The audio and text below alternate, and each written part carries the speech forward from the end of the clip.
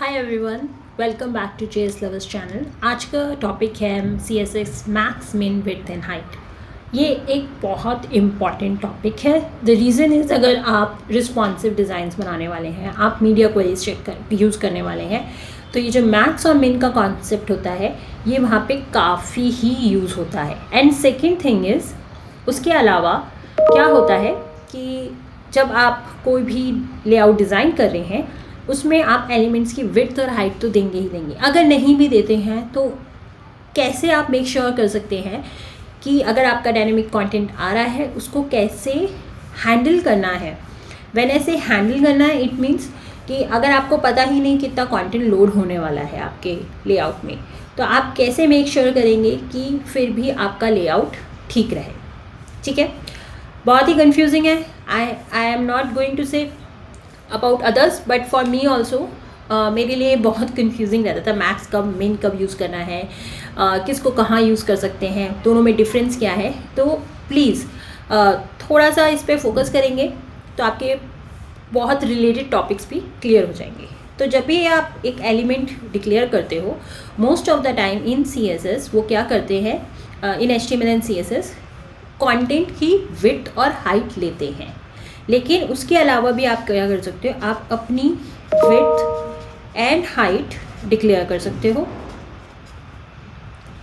आप मिन width declare कर सकते हो और आप max width plus height declare कर सकते हो, और यहाँ पे भी आप हाइट भी कर सकते हो। ठीक है, जो आपका नॉर्मल विड्थ एंड हाइट होता है, आप कोई भी CSS यूनिट यूज़ कर सकते हो। मेजरली लोग PX यूज़ करते हैं, हम भी इसमें PX की बात करेंगे। ये फिक्स्ड होता है, ये जो आप बोलते हैं ये फिक्स्ड होता है। आप फिक्स का मतलब आपने जो डिक्लेयर किया है उतने का ही एलिमेंट डिक्लेयर होगा। मिन और मैक्स, इनमें डिफरेंस देखते हैं। मिन का मतलब होता है हमने मिनिमम रिक्वायरमेंट दे दी आपको, हमने बोला है कि हमारी मिनिमम विड्थ और हाइट ये है जो आपको रखनी ही रखनी है। ठीक है, मैक्स का मतलब होता है यार ये तो मैक्सिमम हमने आपको बता दी है, ये आपको रखनी ही है। अब दोनों में आपको होगा कि डिफरेंस क्या है मिन और मैक्स के अलावा, कि मिनिमम तो हमें भी पता है मिनिमम का मतलब मिनिमम और मैक्सिमम का मतलब मैक्सिमम। इसमें डिफरेंस ये होता है कि अगर आप किसी एलिमेंट को मिन विड्थ देते हो तो वो क्या करता है, वो उसकी उतनी मिनिमम विड्थ को मेंटेन करके रखता है, इररिस्पेक्टिव ऑफ उसमें उतना कंटेंट नहीं है। लेकिन जैसे ही उसमें ज़्यादा कंटेंट आता है तो वो इस मिन विड्थ और हाइट को इग्नोर कर देता है और एज पर कंटेंट वो अपने आप को एक्सपेंड करता है। इन मैक्स क्या होता है, मैक्सिमम वाले में केस में क्या होता है, हम उसको बोलते हैं कि तुम्हारी मैक्सिमम विड्थ और हाइट इतनी है। तो वो क्या करता है, आप उसमें कंटेंट ज़्यादा डालो कम डालो डजेंट मैटर, वो उतनी ही मेंटेन करके रखेगा, वो अपने आप को एक्सपेंड नहीं करेगा। अब इस केस में क्या होता है, मैक्सिमम जहाँ पे आपने विड्थ और हाइट दे रखी होती है वहाँ पे कंटेंट या तो ओवरफ्लो हो जाता है, लेआउट ब्रेक हो जाता है, कंटेंट ओवरलैप्स करने लग जाते हैं, एलिमेंट्स ओवरलैप करने लग जाते हैं। इस केस में ये नहीं होता। The way I remember these two things is कि ये पॉजिटिव है और ये नेगेटिव है। नेगेटिव मतलब कि इट्स नॉट रेडी कि मैं कुछ चेंज करने वाला हूँ अपने आप में, तुम जाओ तुम ठीक करके आओ। और इसमें होता है okay whatever you are going to give me I will adjust myself. ठीक है, तो ये इनमें डिफरेंस होता है। अब थोड़ा सा इसको विजुअली देखते हैं। तो मैंने अपना HTML बनाया है। HTML में क्या है, मेरा एक डिव एलिमेंट है जिसमें मैंने लिखा हाई। ठीक है, अब मैंने इसका CSS में क्या लिखा, मैंने बोला डिव, इसको विड्थ दे दी मैंने 100 px। अगर मैं इसमें हाइट नहीं देती हूँ तो हाइट ऑटो होगी, ऑटो मतलब जितना हाई है उतना ही हाइट होगा। बट इस केस में मैं क्या करती हूँ, मैं इसे हाइट भी दे देती हूँ। तो मैंने हाइट इसको दे दी 50 px। अब ये कैसे डिस्प्ले होगा, ये जब ब्राउज़र पे आएगा तो ये ऐसे हाई लिख कर आएगा, और ये अपनी 100 विड्थ और 50 px 100 विड्थ और 50 px हाइट को मेंटेन करेगा। अब इसका मतलब क्या है, इसका मतलब ये है कि अगर अब मैं यहाँ पे कोई एलिमेंट लिखती हूँ h1 बाय तो अब ये जो एलिमेंट है वो यहाँ से शुरू होगा आफ्टर 50 px इधर से। तो ये जो पूरी हाइट और ये जो पूरी विड्थ है ये इसको इसने मेंटेन करके रखा हुआ है बिकॉज ऑफ दिस। ठीक है, अब अगर आप इसमें और कंटेंट डालते हैं तो क्या होगा, ये ओवरलैप होगा, या तो मतलब ये कंटेंट ओवरफ्लो के बाय के ऊपर ओवरलैप होगा, या आपका कंटेंट हाइड हो जाएगा अगर आपने ओवरफ्लो हिडन लिखा होगा तो। ठीक है, तो ये होता है इसमें। अब दूसरा एग्जाम्पल देखते हैं जिसमें हम कह रहे हैं मिन विड्थ 100 px और हाइट हमने हाइट भी हम मिन कर देते हैं 50 px। अब इस केस में क्या होगा, सेम एग्जांपल लेते हैं, सेम चीज़ होगी। ये पहले अपना ये इतना स्पेस मेंटेन करके रखेगा इररिस्पेक्टिव ऑफ कि कोई कंटेंट नहीं है, यहाँ पे कोई कंटेंट नहीं है, स्टिल वो इतनी विड्थ इतनी हाइट मेंटेन करके रखेगा और यहाँ पे ये बाय आ जाएगा।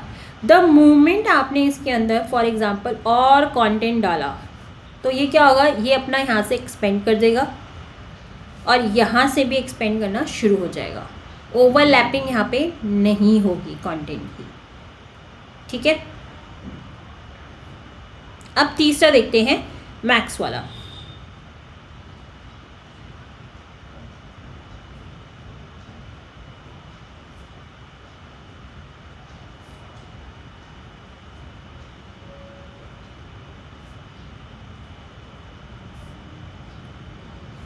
इसमें भी ये मैक्सिमम इतना मेंटेन करके रखेगा। जैसे ही आपका कंटेंट इसमें आना शुरू होगा वैसे ही ये ओवरफ्लो करेगा, ये अपने आप को एक्सपेंड नहीं करेगा। मैक्स में ये प्रॉब्लम होती है, ये अपने आप को एक्सपेंड नहीं करेगा, कंटेंट को फिट करने की कोशिश नहीं करेगा। एज अ रिज़ल्ट आपका कंटेंट हाइड हो जाएगा, ओवरफ्लो हो रहा होगा, ओवरलैपिंग हो रही होगी, ये सब हो रहा होगा। अब किसको कहाँ यूज़ करना है इस पे फोकस करते हैं। इसका यूज़ तो हमें पता ही है कि जहाँ पे आपको श्योर है कि एलिमेंट की हाइट ऑफ विड्थ फिक्स रहनी है आप उसे यूज़ कर सकते हैं। सबसे ज़्यादा इनका यूज़ आता है कंटेंट में। कंटेंट मतलब कि जहाँ पे आपका कंटेंट डिस्प्ले होने वाला है। फॉर एग्जांपल आपने एक बटन बनाया, उस बटन की आपने विड्थ 150 कर दी क्योंकि उस बटन में आने वाला था आपका सबमिट। तो आपने कहा कि ये जो मेरा बटन है इसकी जो फिक्स विड्थ है 100 px है और हाइट 50 px है, ये हमने फिक्स कर दी। लेकिन अब क्या हुआ, साइट पे लोकलाइजेशन का काम स्टार्ट हुआ और इस इंग्लिश वर्ड को अब जर्मन या किसी और लैंग्वेज में ट्रांसलेट करना है।